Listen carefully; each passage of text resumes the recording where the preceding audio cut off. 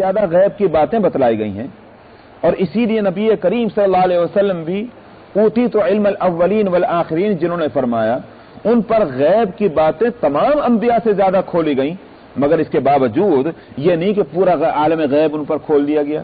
اسی واسطے خود قرآن پاک میں فرمایا گیا کہ قل لا املک لنفسی نفعا ولا ضرا الا ما شاء اللہ ولو كنت اعلم الغیب لاستکثرت من الخیر وما مسنی السوء، اپنی ذات کے واسطے نفع اور نقصان کا یہ دعویٰ کرایا گیا۔ آگے قل لا املک لنفسی نفعا ولا ضرا الا ما شاء اللہ، مگر وہی بات کہ جس کو اللہ چاہیں، اللہ کی مشیت جو ہے وہ اصل ہے، ورنہ میرے اختیار میں، میری خود اپنی ذات کے واسطے نفع نقصان جو ہے میرے اختیار میں نہیں ہے۔ استکثرت من الخیر، نفع نقصان کا اختیار اس کو ہوتا ہے جس کے علم میں یہ بات ہو کہ کل کیا ہونے جا رہا ہے، گھڑی میں کیا ہوگا اس کا علم پہلے ہونا چاہیے۔ یہ بات پہلا اسٹیپ کیا ہے کہ آئندہ کیا پیش آنے والا ہے اس کا علم ہو۔ تو اس لیے کہا گیا کہ وَلَوْ كُنْتُ أَعْلَمُ الْغَيْبَ، اگر میں علم کرتا ہوں کہ یوں بتائیے کہ مثلا ایک واقعہ ہے، نبی کریم صلی اللہ علیہ وسلم کے غزوہ احد میں پتھر مارے گئے، سر مبارک لہو لہان ہوا، دندان مبارک کا حصہ کچھ شہید ہوا، اور بہرحال تکلیف پہنچی آپ کو۔ یہ اور بھی بہت سے واقعات ہیں، مگر ایک واقعے کو لے لیجئے۔ یہ بتلائیے کہ نبی کریم صلی اللہ علیہ وسلم کو اس کا پہلے سے علم تھا، جس وقت وہ پتھر آپ کے بدن کو لگ رہے تھے، لگنے سے پہلے اور لگتے وقت آپ کو علم تھا کہ یہ پتھر میرے مارے جا رہے ہیں یا نہیں تھا؟ اگر آپ کہیں تھا، اعتراض یہ ہے کہ یہ تو کام ایک ذی ہوش اور عقل والا کر ہی نہیں سکتا کہ اس کو معلوم ہے کہ سامنے گڑھا ہے اور اس میں گرنے سے میری ٹانگ ٹوٹے گی۔ اگر وہ پھر وہاں جا رہا ہے تو آپ کیا کہیں گے؟ آنکھیں نہیں ہیں؟ بھئی آنکھیں ہیں تو کیوں تو اس گڑھے میں گرا؟ آنکھیں ہیں تو معلوم ہے دماغ کام نہیں کرتا، یہی تو آپ کہیں گے۔ بھئی سر میں جو ہے عقل کام کر رہی ہے، چہرے کے اوپر آنکھیں لگی ہوئی ہیں، تو پھر اس گڑھے میں کیوں گرے گا وہ آدمی؟ ظاہر ہے کہ بچے گا، اس لیے کہ اس کو نظر آ رہا ہے سامنے، اس کے علم میں آ گیا کہ یہ گڑھا کیا چیز ہے۔ کیا پیغمبر نعوذ باللہ دیوانے ہیں؟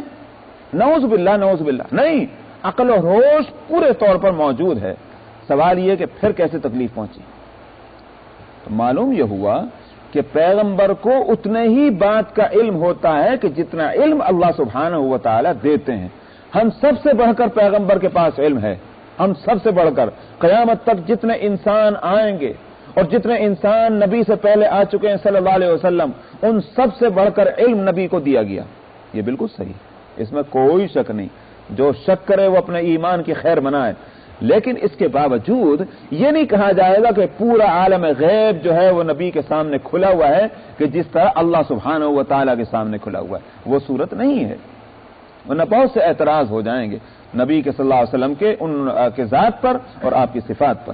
تو بہرحال سوال تو یہ تھا کہ انسان کو دنیا میں جو بھیجا گیا وہ بھیجا گیا اختیار دے کر اور عالم غیب کو اس پر یوں کہیے کہ منکشف نہ کر کے اور اس کو عالم غیب سے اندھیرے میں رکھا۔ جنت کو کوئی دیکھ لے اگر دنیا میں رہتے ہوئے اور جہنم کو بھی دیکھ لے تو کس کا دماغ خراب ہے کہ وہ جنت والے کام نہیں کرے گا اور اس راستے پر نہیں چلے گا کہ جو جنت کو جاتا ہے؟ کہاں کو جائے گا وہ دیوانہ جہنم والے راستے پر چل کر؟ ظاہر ہے کہ نہیں۔ اسی لیے ایک حدیث میں آتا ہے کہ ایک جماعت ہے فرشتوں کی جن کو کہا جاتا ہے طوافون۔ طوافون کا صحیح ترجمہ جو ہے وہ اردو میں ہم کریں گے گشتی پارٹی، جو گشت لگاتی رہتی ہے، راؤنڈ کرتی رہتی ہے، تو وہ ایک گشتی پارٹی ہے فرشتوں کی، ان کو طوافون کہا گیا۔ ان کا کام کیا ہے، کس لیے وہ گشت لگاتے ہیں؟ وہ یوں پتہ چلانا چاہتے ہیں کہ کہاں اللہ میاں کو یاد کیا جا رہا ہے، کہاں اللہ کا ذکر ہو رہا ہے، وہ اس تلاش میں رہتے ہیں۔ گویا یوں کہیے کچھ گشتی پارٹیاں تو برائیوں کی تلاش میں ہیں، اللہ کی طرف سے کوئی گشتی پارٹی نیکیوں کی تلاش میں ہے۔ کہاں نیکیاں ہیں؟ اس لیے کہ اللہ سبحانہ و تعالی وہ خدا نہیں جو ہر وقت غضب میں رہتا ہوں۔ سمجھ میں آیا؟ کہ بس اس کا کام جو ہے وہ مجرموں کو سزا ہی دینا ہے، اس کے سوا اور کچھ نہیں، اور جو اچھائیاں کرنے والے ہیں وہ اپنے حال پر ان کو چھوڑ دیا جائے، خالی ڈنڈے مارنا کام رہ جائے، وہ خدا نہیں۔ اس لیے اس کی رحمت جو ہے، سبقت رحمتی علی غضبی، اس کی تو رحمت کہیں زیادہ وسیع ہے اس کے غضب کے اعتبار سے۔ تو بہرحال وہ طوافون جو ہیں فرشتوں کی وہ جماعت، اگر ان میں سے کسی کو کوئی ایسا مجمع نظر آ جائے، ایسی مجلس ان کو دکھائی دے کہ جس میں اللہ سبحانہ و تعالیٰ کی یاد ہو رہی ہو، وہاں ذکر خدا ہو رہا ہو، تو وہ دوسرے فرشتوں کو اپنی پارٹی کے پکارتا ہے، ہلمو ہلمو، اجی ادھر آؤ، دیکھو تو صحیح وہ یہاں موجود ہے جس کے لیے ہم گشت لگا رہے ہیں۔ وہ سارے فرشتے اس پارٹی کے اکٹھے ہو جاتے ہیں، اور حفتہم الملائکہ، وہ پوری گشتی پارٹی نہ صرف یہ کہ خود بلکہ اور فرشتے آسمان سے لے کر زمین تک جو ہیں، جو ان کی پارٹی میں نہیں، ان کو بھی خبر دیتے ہیں، اجی تو چلو آؤ، چلے آؤ، سب بلاتے ہیں۔ جیسے ہم لوگوں کو میں کہا کرتا ہوں نا کہ بھئی عورتوں کو فون کرتی ہیں، ارے دیکھو بہن فلانی جو ہے اسٹور میں سیل لگی ہوئی ہے، تم گئی کہ نہیں گئی؟ نہیں گئی، چلے جاؤ جلدی سے۔ کیوں؟ ہمیں بہت اچھا لگتا ہے نا سیل پر چیزوں کا لینا۔ ان فرشتوں کو اللہ کا ذکر کی مجلسیں اس سے زیادہ کہیں لذیذ معلوم ہوتی ہیں، تو اس لیے اور فرشتوں کو بھی بلاتے ہیں۔ بس آسمان سے لے کر زمین تک وہ حصہ کہ جہاں اللہ کا ذکر ہو رہا ہے اس مجلس میں، حدیث میں یہ آتا ہے کہ ایک سلسلہ قائم ہو جاتا ہے فرشتوں کے آنے اور جانے کا، معلوم ہوتا ہے کہ ایک میلہ لگا ہوا ہے، ہم کو تو نظر نہیں آتا یہ سب۔ اس کے بعد یہ مجلس جب برخاست ہوتی ہے اور فرشتے یہ رپورٹ لے کر کے بارگاہ خداوندی میں پہنچتے ہیں اور اللہ میاں کو رپورٹ دیتے ہیں، اے اللہ، اے ہمارے رب، آپ کے کچھ بندے یہ کام کر رہے تھے۔ اللہ تعالیٰ پوچھتے ہیں کیوں کر رہے تھے؟ انہیں نیند نہیں آ رہی تھی، انہیں بھوک نہیں لگ رہی تھی، انہیں پیاس نہیں لگ رہی تھی، انہیں دنیا کا کوئی اور کام نہیں تھا، کاہیں کو بیٹھ کر کے سارے کام چھوڑ کر یہ سب کر رہے تھے؟ فرشتے، حالانکہ اللہ تو خود عالم الغیب والشہادہ ہے، ان کو تو خود معلوم ہے، مگر فرشتوں کو گواہ بنانا ہے۔ فرشتے کہیں گے خداوندہ، آپ کے جنت کے گویا تمام ہے اور آپ کے جہنم سے ڈر کر، خوف سے، اس لیے ایسا کر رہے تھے۔ اللہ تعالیٰ پوچھیں گے انہوں نے میری جنت کو دیکھا ہے؟ انہوں نے میری جہنم کو دیکھا ہے؟ فرشتے کہیں گے نہیں خداوندہ، انہوں نے دیکھا نہیں، مگر آپ کی جو اطلاعات آپ کے نبیوں کے واسطے سے پہنچی ہیں، ان اطلاع اور ان خبروں پر یقین اور ایمان کی وجہ سے وہ جنت کی گویا خواہش ہے اور جہنم کا ان کا خوف ہے۔ اللہ تعالیٰ فرمائیں گے گواہ رہو، میں نے ان سب کو بخش دیا۔ فرشتے کہیں گے خداوندہ، مگر اگر اجازت ہو عرض کرنے کی، ان میں ایک آدھ وہ بھی تھا کہ جو ویسے ہی چلتے ہوئے آگے کھڑا ہو گیا تھا، وہ آیا ہی نہیں تھا اس جلسے میں شریک ہونے کے لیے، ویسے ہی تماشا دیکھنے کھڑا ہو گیا تھا، تو کیا اس کی بھی بخشش؟ اللہ تعالیٰ فرمائیں گے کہ ہم جلساء لا یشقى جلیسہم، یہ اور اس طرح کے الفاظ ہیں۔ فرمایا کہ یہ وہ لوگ ہیں کہ جن کے پاس بیٹھنے والا بھی محروم نہیں ہو سکتا۔ سمجھ میں آیا؟ تو یہاں بات جو ہے وہ یہ ہے کہ جنت اور جہنم دکھائی نہیں گئی ہے، اور یہی انسان کا کمال ہے کہ جس جنت سے بے خبر ہے، اپنی آنکھ سے نہیں دیکھا، اور جس جہنم سے بے خبر ہے، اپنی آنکھ سے نہیں دیکھا، پھر یقین اس کا یہ ہے کہ جنت بھی ہے اور جہنم بھی ہے۔ یہ یقین کرنا ہی دراصل انسان کا کمال ہے۔ تو اس کو یہاں فرمایا گیا کہ وَلَوْ شِئْنَا لَآتَيْنَا كُلَّ نَفْسٍ هُدَاهَا، اگر ہمارا یہ فیصلہ ہوتا کہ انسان کے اس اختیار کو ختم کر کے اس کو ایک راستے پر چلنے پر مجبور کر دیا جاتا تو ہم دنیا میں یہ کام کر چکے ہوتے، لیکن یہ ہمارا فیصلہ ہی نہیں، ہماری حکمت کے خلاف ہے۔ جب یہ بات ہے تو جو عالم غیب تم پر اب منکشف ہو گیا ہے، اب تمہیں دنیا میں بھیجنا جو ہے وہ تو اس حکمت کے خلاف ہے۔ سمجھ آئی نہیں بات؟ ہاں، یہاں ایک شبہ ہو سکتا ہے، اس شبہ کا بھی جواب سن لیجئے، اور وہ یہ کہ یوں بھی تو ہو سکتا تھا کہ اللہ میاں ان کی دعا بھی قبول فرما لیتے، اور جو عالم غیب ان پر اس وقت منکشف ہو گیا ہے آخرت میں، ان کے ذہن سے اس کو محو کر دیتے۔ سمجھ میں آیا؟ دنیا میں ان کو دوسری زندگی ملتی تو پھر وہ عالم غیب کا جو مشاہدہ انہوں نے کیا تھا وہ بھول چکے ہوتے۔ اللہ میاں کو بھلا دینا بھی تو اس کی قدرت میں ہے، اسی واسطے تو فرمایا کہ ما ننسخ من آیت او ننسها نأتی بخیر منها او مثلها، کہ ہم قرآن کی کسی آیت کو کینسل نہیں کرتے، منسوخ کا ترجمہ کر رہا ہوں، اور نہ ہم اس کو بھلواتے ہیں مگر یہ کہ اس سے بہتر یا اس جیسی کوئی دوسری آیت ہم لاتے ہیں۔ میں اس بحث میں نہیں جا رہا اس آیت کے، کہنا یہ ہے کہ بھلوانا بھی اللہ کے قدرت میں ہے، چنانچہ قرآن پاک کی بعض آیتوں کو تو منسوخ کیا گیا، ان کی نسخ کی ایک صورت یہ ہوئی کہ ذہنوں سے اس کو اٹھا لیا گیا۔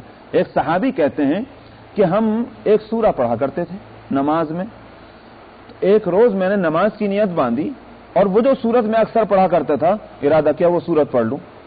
سورہ فاتحہ پڑھنے کے بعد اب اس سورت کو سوچ رہا ہوں، یاد ہی نہیں آ رہی، کافی دیر ہو گئی، مجھے وہ سورت نہیں یاد آ رہی کہ جس کو میں پڑھا کرتا تھا، کچھ بھی ایک لفظ بھی یاد نہیں آ رہا۔ تھوڑی دیر کے بعد آخر میں نے دوسری سورت پڑھی، نماز پڑھنے کے بعد پھر سوچنے بیٹھ گیا، عجیب وہ سورت کون سی تھی جس کو میں پڑھا کرتا تھا، یاد ہی نہیں آتی۔ آخر نبی کریم صلی اللہ علیہ وسلم کی خدمت میں حاضر ہوا، یا رسول اللہ ایک سورت تھی جو میں بکثرت پڑھا کرتا تھا نماز میں، مجھے کسی طرح یاد نہیں آ رہی وہ سورت۔ آپ نے فرمایا یاد کہاں سے آئے گی، وہ تو اٹھا لی گئی۔ تو بھلوا دینا اور ننسیہا، یہ بھلوا دینا بھی اللہ کی قدرت میں جب ہے تو اسی طرح سے اگر عالم آخرت میں جو واقعات اور جو مشاہدے میں آ گئے، غیب جو کھل گیا جن بندوں کے سامنے، اگر ان کی اس دعا کو قبول فرما کر کہ فرجعنا، ہم کو دوبارہ دنیا میں بھیج دیجئے، نعمل صالحا، ہم نیکیاں کریں گے، تو اللہ تعالیٰ اگر یوں کر دیتے کہ ان کو دنیا میں بھیج بھی دیتے اور یہ غیب کا جو مشاہدہ ہو گیا اس کو بھی بھلوا دیتے، یہ قدرت میں تھا۔ مگر سوال تو یہ ہے کہ وہی صورت کا تجربہ تو پہلے بھی ہو چکا کہ جس غیب سے ناواقفیت کی وجہ سے یہ دراصل ایمان نہیں لا رہے تھے اور یقین نہ لا رہے تھے، اگر وہی حالت پہلے ہو جاتی تو کیا فرق رہتا؟ تو تجربہ تو ایک دفعہ ہو چکا ہے، اس لیے اس تجربے کے لیے اب دوبارہ موقع نہیں دیا جا رہا ہے، ایک دفعہ تجربہ ہو چکا ہے انسان کا۔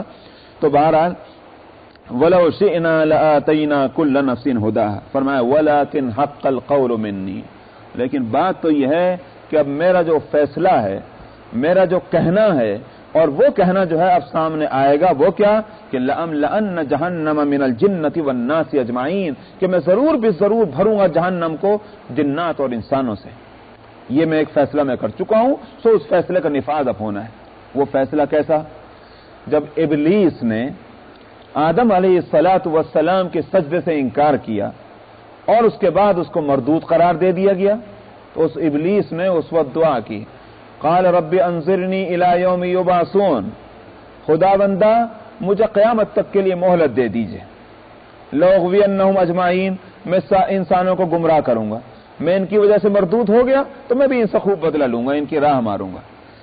اس کے بعد اللہ سبحانہ و تعالی نے وہاں فرمایا تھا انک من المنظرین، تجھے مہلت دی جاتی ہے۔ اور اس کے بعد اللہ نے فرمایا تھا کہ قال فمن تبعک منہم، اللہ نے فرمایا تھا کہ سن لے ابلیس، جس نے تیری پیروی کی ان انسانوں میں سے، تیری بات کو مانا، فمن تبعک منہم لأملأن جہنم منک وممن تبعک منہم اجمعین، میں ضرور بھی ضرور تجھ سے اور جو تیرے پیروی کرنے والے ہوں گے ان میں سے، ان سب سے جہنم کو بھروں گا۔ یہ اللہ کا فیصلہ تھا اس وقت۔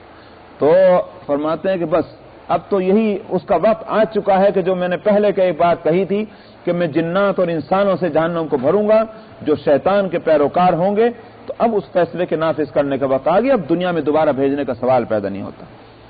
فَذُوقُوا بِمَا نَسِيتُمْ لِقَاءَ يَوْمِكُمْ هَذَا، فرمایا سو چکھو اس بات کا مزہ کہ تم نے بھلایا تھا اپنے اس دن کے ملنے کو، یعنی بھلایا تھا کا مطلب یہ کہ تم نے اپنے ذہنوں میں جگہ ہی نہ دی تھی اس بات کو کہ ہم اللہ سبحانہ و تعالیٰ کے سامنے پیش ہونا ہے۔ لیکن ذہن میں جگہ دینا اور بھلانا دو الگ الگ چیزیں ہیں۔ یہاں لفظ آیا ہے نسیتم، واقعی عجیب کمال ہے قرآن شریف کا۔ اگر ذہن میں جگہ نہ دینے کی بات ہوتی، نہ ماننے کی بات ہوتی، تو یہ لفظ صرف کافروں کے واسطے چلا جاتا، لیکن ہم جیسے لوگ بھی تو اسی جرم کا شکار ہیں۔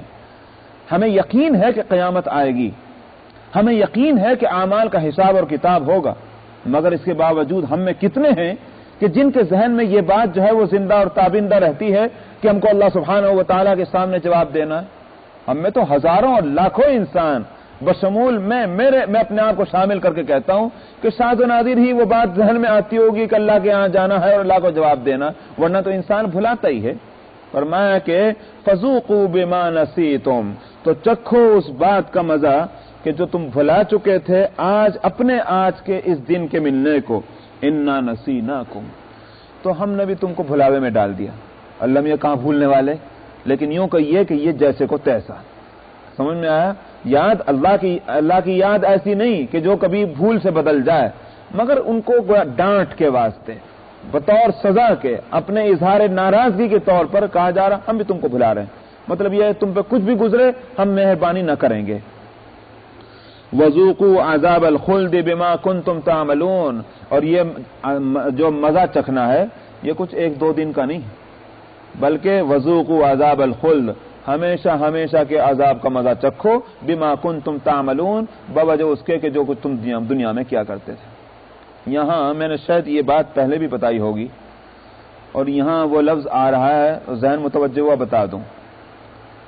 کہا یہ کوئی شخص یوں کہے کہ صاحب انسان کی زندگی لمیٹڈ، تو اس کے اعمال خیر اور شر ہوں وہ بھی لمیٹڈ، کسی کے 50 سال کی زندگی، کسی 60 سال کی زندگی، کسی کے 80 سال کی زندگی، بھئی کتنا بھی مانیے حضرت نوح علیہ السلام کی زندگی 950 سال کی تھی، اس کے باوجود آپ اس کو انلمیٹڈ تو نہ کہیں گے، لمیٹڈ کہیں گے۔ لیکن سوال یہ ہے کہ لمیٹڈ جرم کی سزا لمیٹڈ ہی ہونی چاہیے، انلمیٹڈ کیوں ہے؟ عذاب الخلد، ہمیشہ ہمیشہ کا عذاب، تو سزا مناسب جرم ہونی چاہیے۔ جرم اگر لمیٹڈ ہیں، مؤقت ہیں، تو پھر اس کی جو ہے سزا وہ غیر مؤقت اور انلمیٹڈ کیوں رکھی گئی؟ یہ تو انصاف نہیں معلوم ہوتا، جبکہ کہا جا رہا کہ تم کو یہ عذاب خلد جو مل رہا ہے بما کنتم تعملون، تمہارے عمل کی وجہ سے، اور عمل جو تھے وہ لمیٹڈ۔ اصل بات یہ ہے کہ جس انسان کو جتنی زندگی ملی ہے وہ زندگی اس کے اپنے اختیار میں نہیں، وہ تو اللہ نے اپنے اختیار میں رکھی ہے، سمجھ میں آیا؟ لیکن جو انسان زندگی بھر کفر کیا، جس نے زندگی بھر برائیاں کی، اس کے بارے میں یہ تو سمجھنا بالکل قرین عقل ہے کہ اگر اس کو 1000 سال کی زندگی ملتی تو 1000 سال کفر کرتا، اگر 2000 سال کی زندگی ملتی 2000 سال کفر کرتا، قیامت تک کی زندگی ملتی تو قیامت تک کفر کرتا۔ جتنی زندگی ملی ہے وہ زندگی تو اس کے اختیار میں نہیں، وہ تو ہمارے اختیار میں، مگر اس کے زندگی بھر کا کفر یہ بتلا رہا ہے کہ یہ ہمیشہ ہمیشہ کفر پر رہنا چاہتا ہے، سمجھ میں آیا؟ تو لہذا اس کا کفر لمیٹڈ نہ رہا، اور کفر سے ریلیٹڈ جو برائیاں ہیں وہ بھی لمیٹڈ نہ رہیں، سمجھ میں آیا؟ وہ انلمیٹڈ ہو گئیں، اس لیے اس کی سزا بھی انلمیٹڈ ہے۔ بات سمجھ میں آئی نہیں؟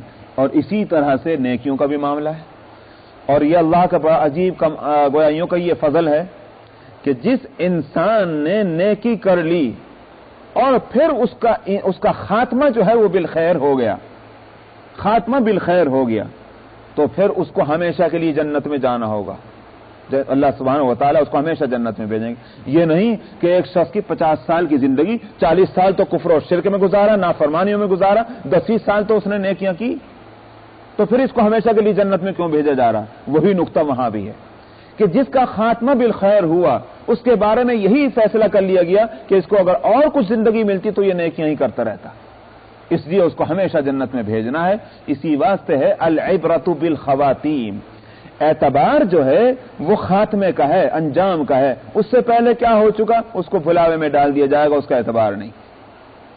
تو اس لیے یہاں سزا اور جزا مطابق عمل ہے، یہ نہیں کہا جائے گا غیر مطابق عمل ہے۔ آگے ہے آیت سجدہ، فرمایا یہاں تک تو ان کافروں کو تنبیہات تھیں کہ جو اپنی حقیقت کو بھلا چکے ہیں، قیامت میں اللہ کے سامنے پیشی کو ماننے کے لیے تیار نہیں، حالانکہ وہ مطابق عقل ہے معاملہ۔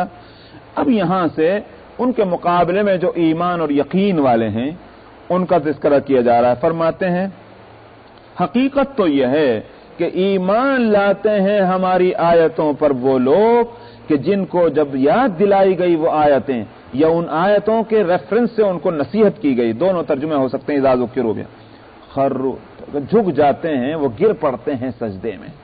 یہ ہے مؤمنین کی شان کہ جب ان کو اللہ کی یاد دلائی جائے اور ان کے سامنے دین کی باتیں لائی جائیں تو یہ نہیں کہ سینہ تان کے کھڑے ہو جائیں، یہ نہیں کہ وہ تکبر کرنے لگ جائیں، یہ نہیں کہ ایک کان سے سنیں تو دوسرے کان سے وہ نکال دیں، بلکہ یہ کہ ان کے دلوں کے اندر کیفیت جو ہے بدل جاتی ہے، ان کا جسم جو ہے اس کی شکل بدل جاتی ہے، خروا سجدا، وہ سجدے میں پڑ جاتے ہیں۔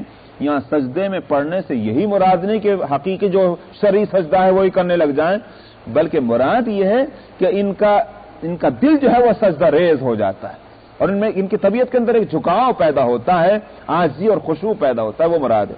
مگر اس کے باوجود چونکہ لفظ سجدے کا ہے، اسی واسطے حضرات علماء نے اس بات پر اتفاق کیا ہے کہ ایسی آیتوں کی تلاوت کے وقت میں سجدہ کرنا چاہیے۔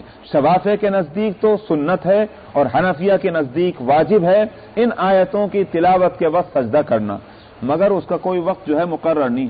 وجوب تو اسی وقت ہو جائے گا جس وقت پڑھا جائے گا یا سنا جائے گا، لیکن اس وجوب کی ادائیگی کے لیے عمر پڑی ہوئی ہے، جب چاہے اس کو ادا کر لے، مگر ظاہر ہے کہ بھول بھی سکتا ہے، اس لیے جتنا جلدی ممکن ہو اتنا جلدی سجدہ ہونا چاہیے۔ وَسَبَّحُ، اور فرمایا کہ تسبیح پڑھنے لگ جاتے ہیں اپنے رب کے حمد کی، اور وہ تکبر نہیں کرتے ایمان کے سلسلے میں، وَهُمْ لَا يَسْتَكْبِرُونَ، یہ ہے شان ان مؤمنین کی۔ تو کافروں کا تو یہ حال اور مومنین کا یہ حال۔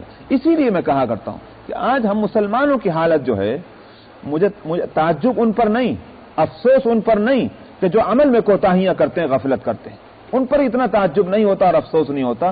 تعجب اور افسوس ان پر ہوتا ہے کہ جو اپنے کو مسلمان بھی کہتے ہیں اور پھر احکام شریعہ اور دین کی باتوں میں وہ ان کا یقین نہیں کہ جیسا ہونا چاہیے۔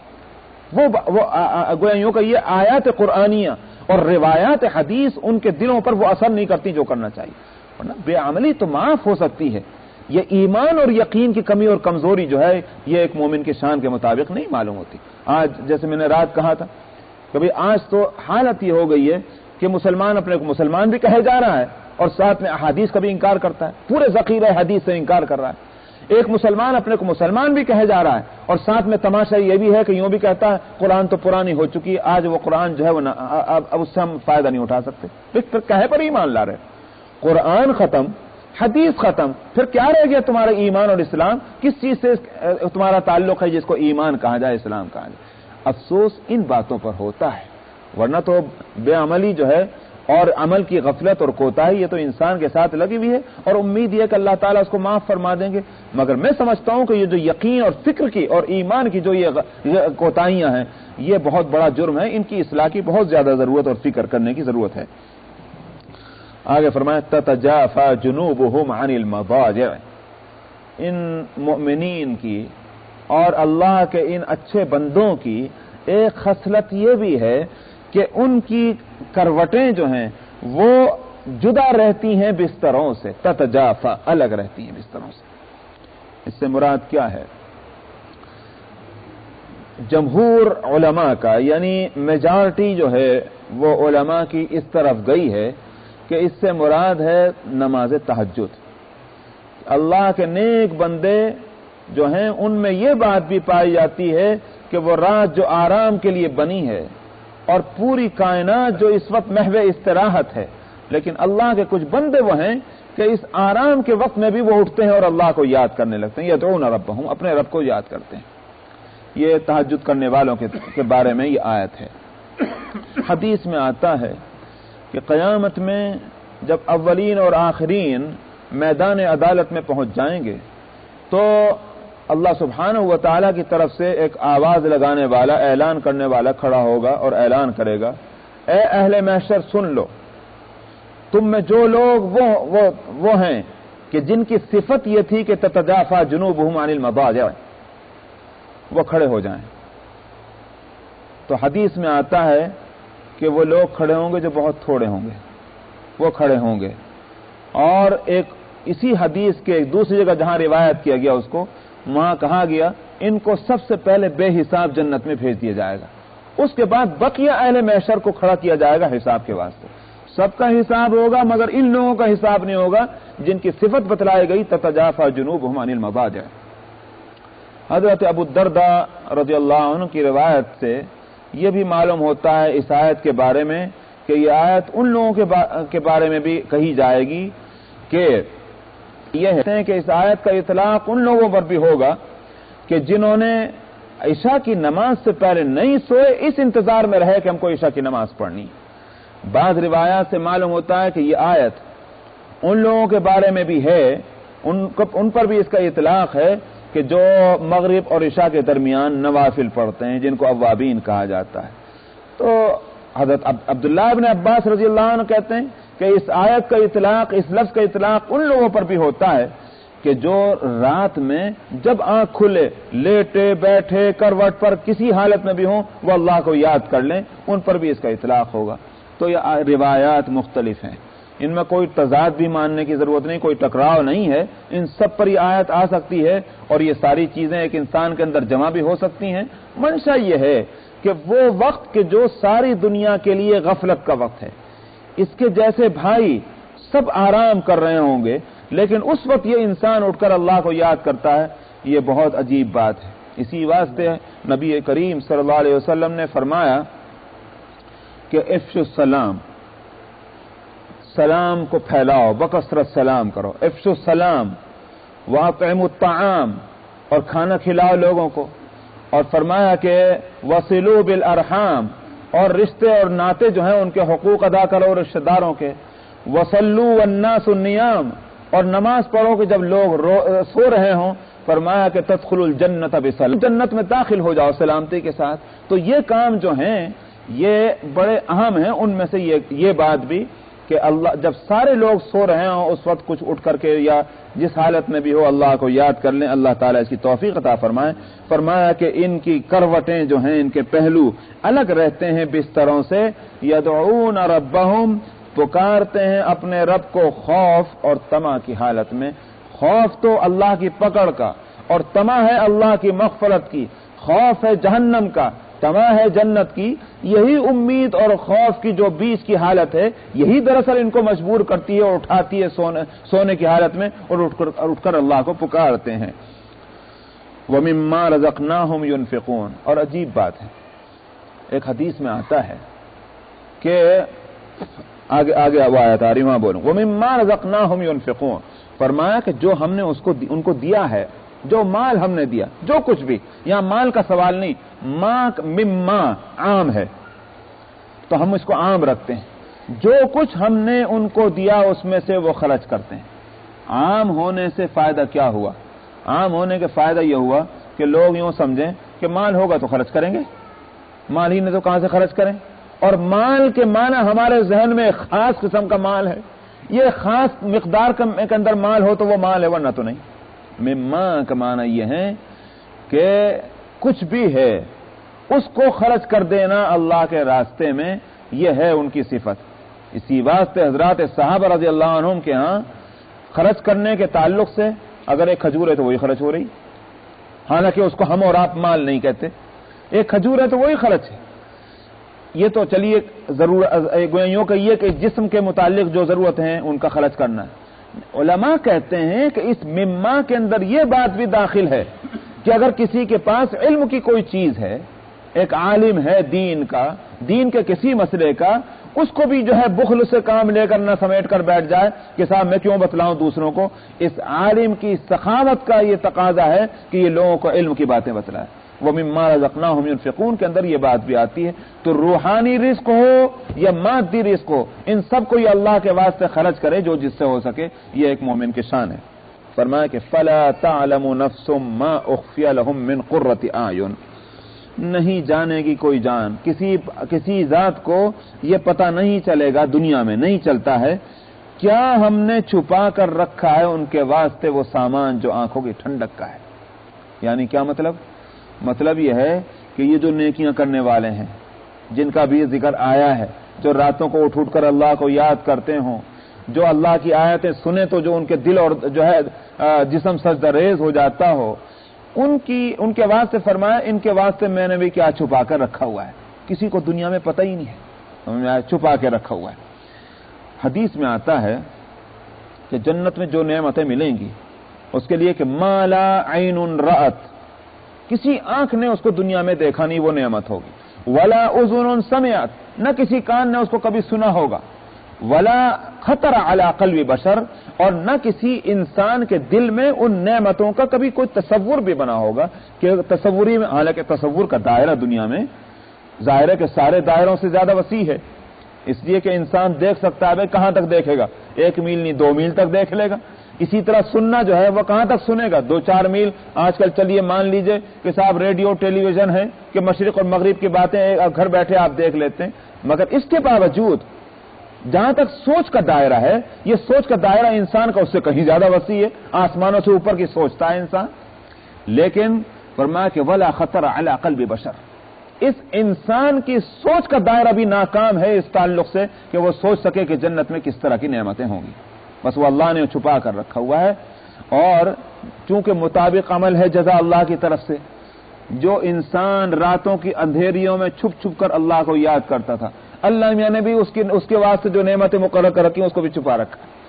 عین وقت پر کھلے گی وہ نعمتیں جب اس کو دی جائیں گی، اور اس وقت اس کی خوشی کا عالم کیا ہوگا کہ آپ ایک انعام تو لا کر رکھ دیں یہاں بچوں کو دینے کے واسطے، اور کچھ کہیں کچھ بچوں کے واسطے کہ ہم نے خاص ان کی صلاحیتوں کی رعایت کرتے ہوئے، ان کی جو محنتیں تھی اسکول میں اس کا خیال کرتے ہوئے ان کے لیے ہم نے کچھ انعام جو ہے وہ چھپا کر رکھا ہوا، ہم نہیں بتائیں گے ابھی، اچانک ہم تمہارے سامنے لائیں گے. کیا مطلب ہوا؟ اس کے معنی یہ ہوگا کہ وہ انعام جو ہے وہ ان سے زیادہ کم درجے کا ہوگا جو یہاں رکھا ہوا ہے؟ نہیں، بلکہ اس کے معنی یہ ہے کہ وہ انعام جو ہم نے چھپا کر رکھا وہ نہایت قیمتی ہے، اس کا تم سوچ بھی نہیں سکتے. تو فرمایا کہ فلا تعلم نفس ما اخفی لهم من قرۃ اعین، بس اس سے آنکھیں ٹھنڈی ہو جائیں گی جب وہ نعمتیں ملیں گی. ہم نے ان نعمتوں کو چھپا کر رکھا، کسی کو بھی دنیا میں اس کا پتہ نہیں چلتا. جزاء بما كانوا يعملون، فرمایا کہ یہ بدلہ ہوگا ان کاموں کا جو دنیا میں کرتے تھے. میں کہتا ہوں یہ بھی اللہ کے سبحانہ و تعالی کی طرف سے ان کی قدر افزائی ہے، شاباشی ہے ان کی، ورنہ حقیقت تو یہ اللہ میاں کا فضل ہی ہوگا، ورنہ ہمارے اعمال کیا کہ جس کا بدلہ ملے. افمن کان مؤمنا کمن کان فاسقا، فرمایا دو کا مقابلہ کر کے مومن اور کافر کا، یوں کہیے کہ فرما بردار اور نافرمانوں کی دونوں کی حالت بیان کر دی. اس کے بعد فرماتے ہیں بتلاؤ اب تم، ایک کا حال وہ اور ایک کا حال یہ، ایک جو ہے مشرق میں اور ایک مغرب میں، ایک کا تعلق آسمان سے ایک کا تعلق تحت الثری سے، اتنا بڑا فرق، یہ دونوں کیسے برابر ہو سکتے ہیں؟ افمن کان مؤمنا کمن کان فاسقا، کیا جو ایمان لانے والا ہے وہ فاسق کے جیسا ہو جائے گا؟ لا یستوون، فرمایا دونوں برابر ہو ہی نہیں سکتے. حضرت علی رضی اللہ عنہ عمر میں ظاہر ہے کہ چھوٹے تھے، تو ولید ابن مغیرہ جو سرداران قریش میں تھا اور عمر میں بھی بڑا تھا، تو وہ حضرت علی کی ایک بات سن کر کہنے لگا چپ رہو، تم بچے ہو، تم کہے کو بولتے؟ تو حضرت علی نے کہا کہ تم بھی چپ رہو اس لیے کہ تم کافر ہو میں مومن ہوں. انہوں نے بھی جواب برابر کا دے دیا. یہ آیت اسی طرف اشارہ کر رہی. افمن کان مؤمنا کمن کان فاسقا، مان لا چکا ہے وہ برابر اس جیسا ہو سکتا ہے جو فاسق ہے؟ دونوں برابر نہیں ہو سکتے. لا یستوون. اما الذین آمنوا وعملوا الصالحات، جہاں تک ایمان والوں کا تعلق ہے، جو ایمان لا چکے ہیں اور انہوں نے نیک عمل کیا، ان کے لیے تو جنات المأوا ہوں گی. سمجھ میں آیا؟ ان کے لیے تو جنتیں ہیں. اور کس طرح سے کس حالت میں وہاں پہنچیں گے؟ یہ نہیں کہ جناب یہ جو ہے وہ کوئی موٹل ہے کہ آئیے تشریف لائیے کئی دن آپ کو رہنا ہے، اس دن کا کرایہ دیجیے اور جائیے. نہیں، نزلا بما كانوا يعملون، ایک مہمان کی طرح سے ان کا خیر مقدم کیا جائے گا. وہاں خیر مقدم ہوگا، ریسیو کیا جائے گا ان کو، اور مہمانوں کا جس طرح سے اعزاز ہوتا ہے اس اعزاز کے ساتھ وہ جنت میں داخل ہوں گے. نزلا بما كانوا يعملون، کہ بوجہ اس کے کہ جو دنیا میں جو ان باتوں کی وجہ سے جو دنیا میں وہ عمل کرتے تھے. وَأَمَّا الَّذِينَ فَسَقُوا، یہ ایمان والوں کا حال ہوگا. اور جہاں تک فاسق ہیں، فاسق سے مراد نافرمان. دیکھیے گزشتہ دو آیتوں میں دنیا میں کیا اعمال تھے دونوں کے ان کو بتلا دیا. ایمان والوں کے اعمال بتلا دیے اور جو کافر ہیں ان کا اعمال. تو دنیا میں فرق، تو لازمی طور پر ان کی جزا اور سزا میں بھی فرق. تو جزا اور سزا کو یہاں بتلا رہے. تو ایمان والوں کی جزا وہ یہ ہوگی، اور جہاں تک نافرمان ہے فرمایا ان کا ٹھکانہ جہنم ہوگا، آگ ہوگی. کلما ارادوا ان یخرجوا منها، جب یہ ارادہ کریں اس بات کا کہ اس سے نکل جائیں، اعیدوا فیہا، ان میں ان کو دوبارہ دھکیل دیا جائے گا. کہاں جا رہے ہو نکل کر؟ تو نکل کر جانے نہیں دیا جائے گا. وقیل لهم ذوقوا عذاب النار الذی کنتم به تکذبون، اور کہا جائے گا ان کو چکھو جہنم کا عذاب، آگ کا عذاب، اس آگ کا عذاب کہ جس کو دنیا میں جھٹلایا کرتے تھے. نہیں ہم کو جہنم میں نہیں جانا، دنیا میں ختم ہو جانا، اس کو جھٹلاتے تھے، چکھو مزہ اس کا. وَلَنُذِيقَنَّهُم مِّنَ الْعَذَابِ الْأَدْنَىٰ دُونَ الْعَذَابِ الْأَكْبَرِ لَعَلَّهُمْ يَرْجِعُونَ. فرمایا یہ مت سوچ بیٹھنا ابھی تو قیامت بہت دور ہے، تو جب قیامت بہت دور ہے تو کہاں کو اس کے واسطے ابھی گھڑے پھوڑے جائیں، کہاں کو اپنی لذتوں سے اپنے آپ کو محروم کیا جائے۔ فرمایا کہ دنیا میں بھی کوئی دروازہ ہم نے بند نہیں کیا عذاب کا، وَلَنُذِيقَنَّهُم مِّنَ الْعَذَابِ الْأَدْنَىٰ دُونَ الْعَذَابِ الْأَكْبَرِ، ہم ضرور بھی ضرور ان کو چکھائیں گے عذاب ادنا، یا ادنا کہتے ہیں قریب کو، قریب کا عذاب، دنیا کی زندگی کا عذاب وہ مراد ہے۔ دنیا کی زندگی جو ہے یہ ادنا، دنیا جو ہے یہ ایک ہی مادہ ہے، اس کا روٹ ورڈ ایک ہی ہے، دال نون واو، دنوب کے معنی قریب کے آتے ہیں، اسی سے ادنا بنا زیادہ قریب، اسی سے دنیا بنی جو قریب ہے، تو عذاب الادنا سے مراد ہے دنیا کا عذاب، ہم ضرور بھی ضرور ان کو چکھائیں گے دنیا میں بھی عذاب، دون العذاب الاکبر، وہ بڑے عذاب سے پہلے۔ تو دنیا کا عذاب کیا ہے؟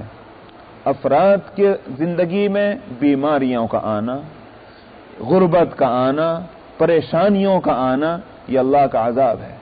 اور قوموں کی زندگی میں یوں سمجھیے کہ طوفان کا آنا، زلزلوں کا آنا، جنگوں کا ان پر مسلط ہو جانا، یہ قومی اور اجتماعی عذاب ہے اللہ سبحانہ و تعالیٰ کی طرف سے۔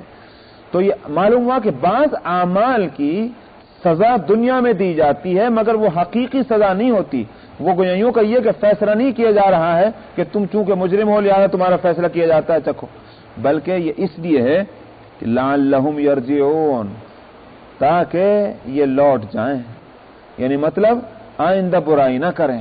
یہ تنبیہ ہے دنیا میں، حقیقی سزا نہیں، حقیقی سزا جو ہے وہ آخرت میں ہوگی، دنیا کے اندر جو ہے وہ ان کو، یہ ہمارے وہ تو آ رہے ہیں، بار بار آ رہے ہیں امیر علی صاحب، ان کی تقریر تو نہیں ہے؟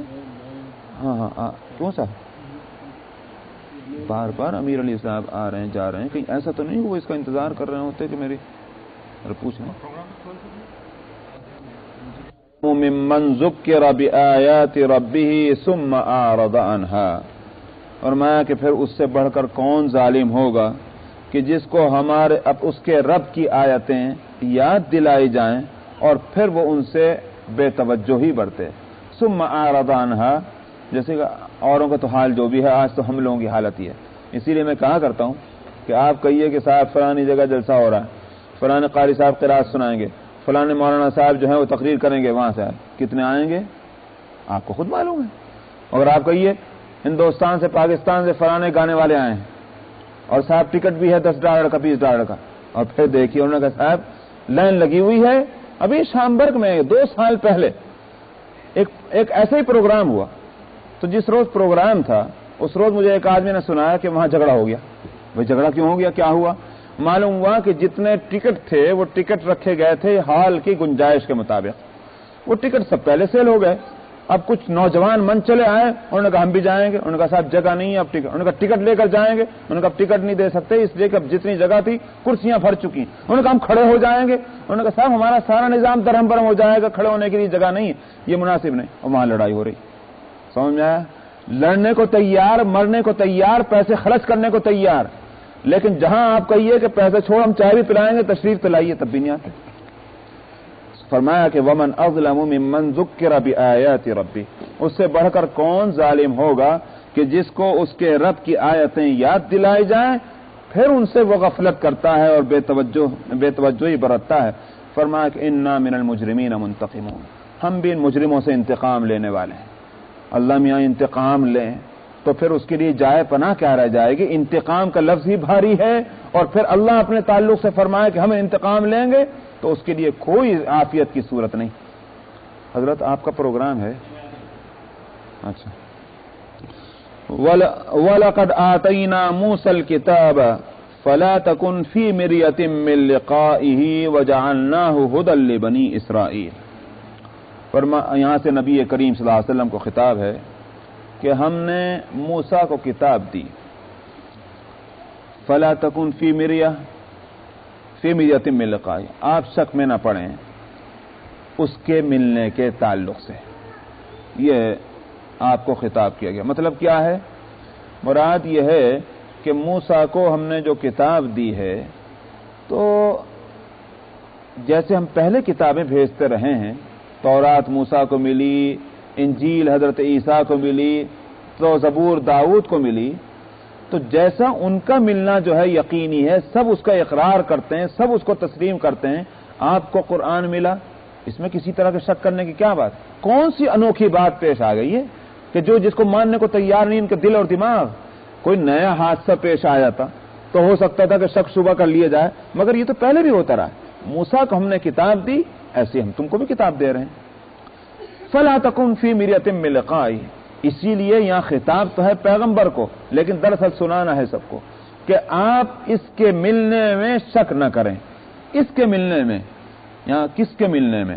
مفسرین یہاں دونوں باتیں کہہ رہے ہیں کہ کتاب کے ملنے میں، الکتاب وہ کتاب چاہے موسیٰ علیہ السلام کے لیے تورات ہے اور یہ کتاب پیغمبر علیہ السلام کے لیے قرآن ہے، تو اس کتاب کے ملنے میں اب آپ شک نہ کریں، یہ اللہ ہی کی طرف سے آئی ہوئی کتاب ہے۔